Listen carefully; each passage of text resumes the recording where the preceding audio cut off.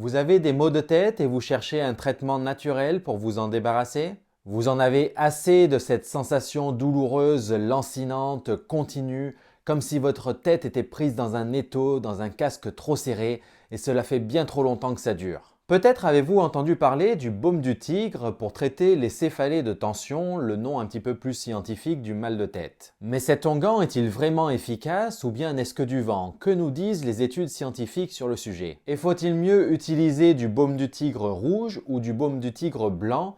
Quelle différence y a-t-il entre les deux? Au final, comment utiliser le baume du tigre en cas de maux de tête? C'est ce que nous allons voir dans cette vidéo. Bonjour les amis, je m'appelle Sébastien, je suis kinésithérapeute et vous êtes sur ma chaîne Santé de Fer, une chaîne où je vous donne tout un tas de conseils pour devenir acteur de votre santé. Donc si ça vous intéresse, je vous invite de suite à vous abonner. N'oubliez pas, si vous êtes sur YouTube, la petite cloche pour être tenu informé des prochaines vidéos. Et encore mieux, vous avez mes mails privés pour recevoir tous mes conseils santé, le lien juste ici et en dessous en description. Le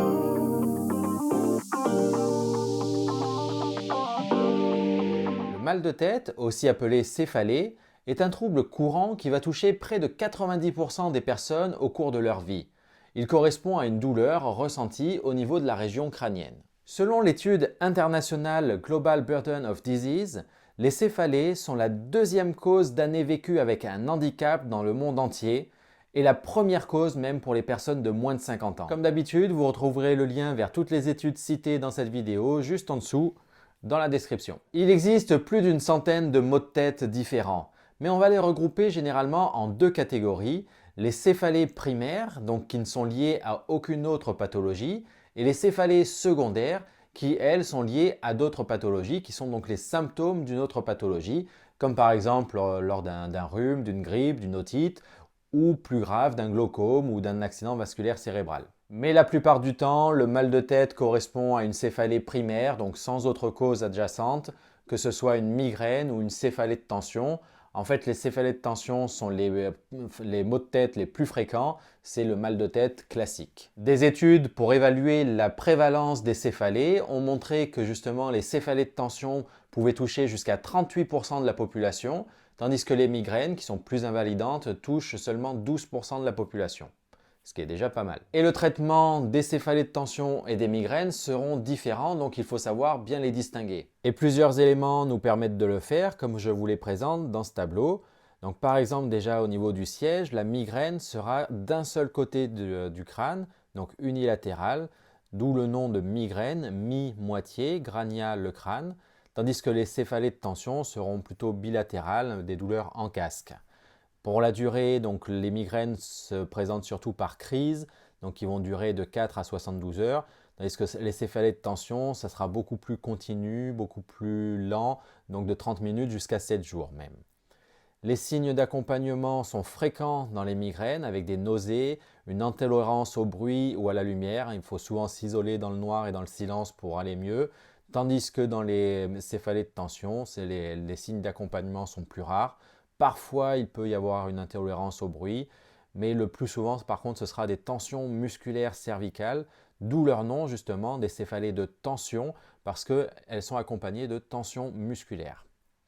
Au niveau de l'intensité, donc les migraines sont beaucoup plus intenses que les céphalées de tension, tandis que la douleur sera plutôt de type pulsatile dans les migraines, donc une sensation de cœur qui bat dans la tête ou de coup de marteau, tandis que dans les céphalées de tension, on a plutôt une sensation de compression, d'étau. C'est une douleur un peu plus sourde et continue. Et surtout, la grosse différence entre migraine et céphalée de tension, c'est que la migraine, la douleur va augmenter avec l'effort physique lors de vos activités. La douleur augmente et donc vous devez rester couché, vous ne pouvez pas continuer vos activités. Tandis que dans les céphalées de tension, vous aurez une gêne, mais l'activité n'augmentera pas la douleur, donc vous pourrez continuer à faire vos occupations. Mais la distinction est parfois difficile, surtout en cas de céphalée de tension chronique. Donc il faudra parfois mieux consulter votre médecin pour être sûr du diagnostic. Pour soulager les maux de tête les plus fréquents, donc les céphalées de tension, le baume du tigre est souvent recommandé. Mais est-ce que cet onguent d'origine chinoise est vraiment efficace pour cette situation?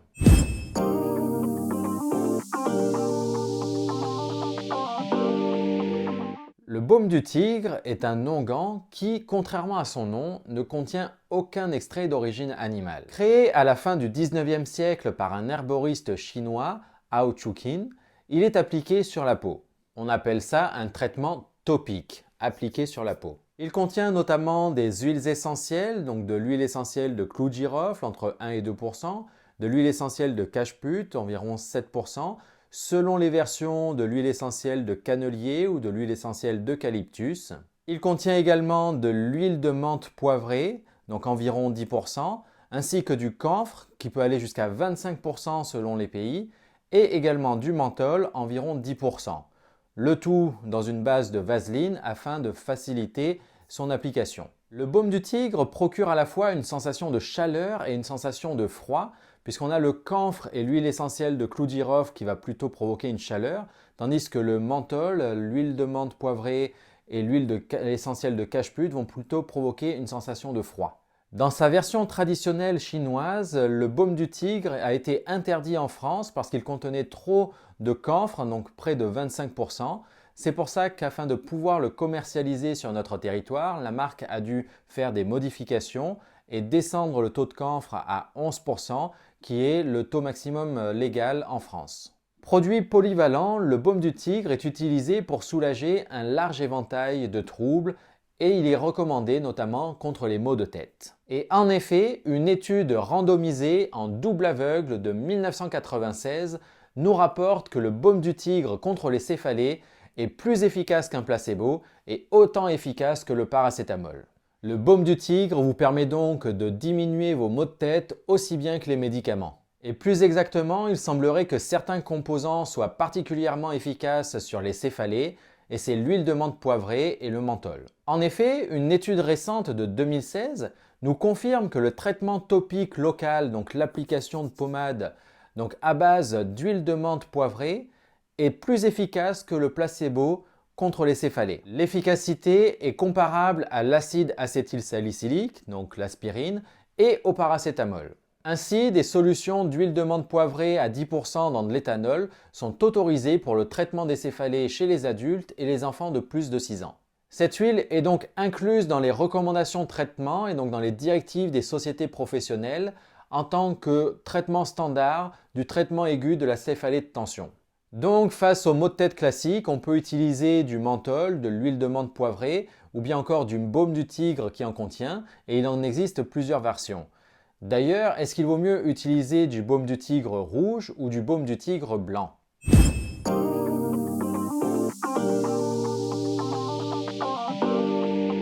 Il existe en effet deux versions classiques du baume du tigre, une version rouge et une version blanche, que la marque décline en de nombreux produits. Tout d'abord, le baume du tigre rouge, qui est le plus connu. Il contient notamment donc du camphre, du menthol, de l'huile essentielle de menthe, de l'huile essentielle de cacheput, de l'huile essentielle de clou de girofle et de l'huile essentielle de cannelier. Et c'est cette huile essentielle de cannelier de Chine qui va lui procurer cette couleur rouge. Et le baume du tigre rouge contient une plus grande quantité d'essence de menthe que sa version blanche, ainsi que de l'huile essentielle de cacheput.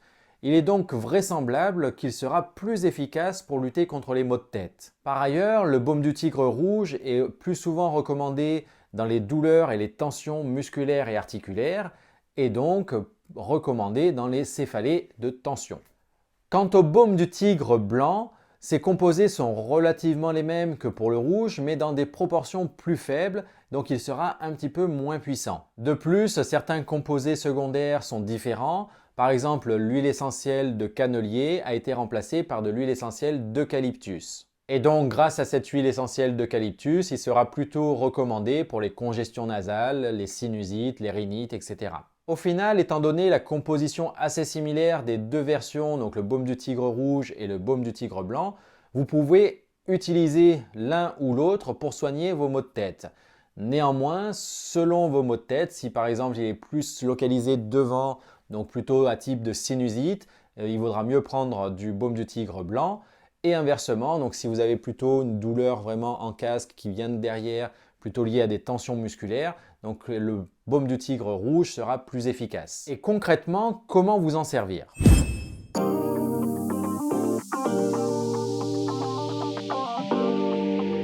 Tout Tout d'abord, pour vous procurer du baume du tigre ou de l'huile essentielle de menthe poivrée ou du menthol, je vous ai mis quelques liens affiliés juste en dessous.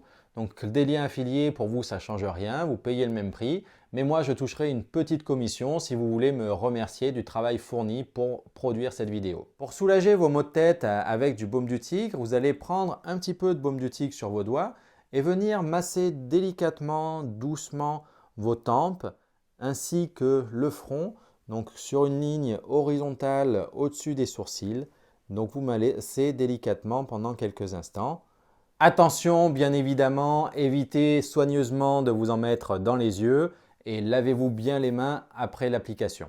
De plus, comme les céphalées de tension sont très souvent liées à des tensions musculaires cervicales, vous pouvez également utiliser du baume du tigre pour venir vous masser les muscles du cou, donc que ce soit la nuque ou bien même devant, donc les sternocléido-mastoïdiens. Donc avec du baume du tigre, on masse le cou et ça va soulager les maux de tête. Bien évidemment, après, pour garder la chaleur du massage et éviter de tacher tous vos vêtements, vous pouvez prendre un petit foulard que vous mettrez donc autour du cou.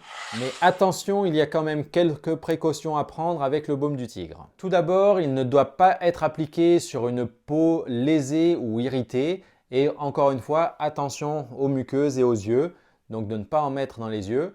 Évitez également de le boire, parce que ça existe aussi en liquide, en huile liquide, mais ça ne se boit pas. De plus, en raison de la présence d'huile essentielle et de la présence de camphre qui peut être neurotoxique, donc le baume du tigre est contre-indiqué chez les enfants de moins de 10 ans, chez les femmes enceintes et allaitantes. Bien sûr, le baume du tigre n'est pas la seule solution face aux maux de tête, donc si vous avez d'autres astuces à me conseiller, dites-le moi juste en dessous dans les commentaires et nous en discuterons.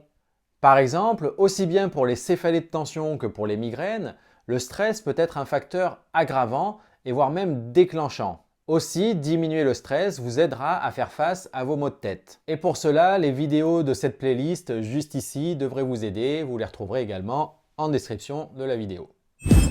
Voilà, j'espère que cette vidéo vous aura plu. Si c'est le cas, je vous invite à la liker, à la partager auprès de vos amis. Encore une fois, laissez-moi des commentaires juste en dessous, je les lis, j'y réponds. Vous pouvez également vous abonner à Santé de Fer, le lien juste ici. Et encore mieux, vous avez mes mails privés, vous retrouverez le lien juste en dessous dans la description. Et moi, je vous donne rendez-vous sur Santé de Fer pour de prochaines vidéos, puisque devenir acteur de sa santé, c'est bien d'en parler, c'est mieux de le faire. Allez, ciao ciao!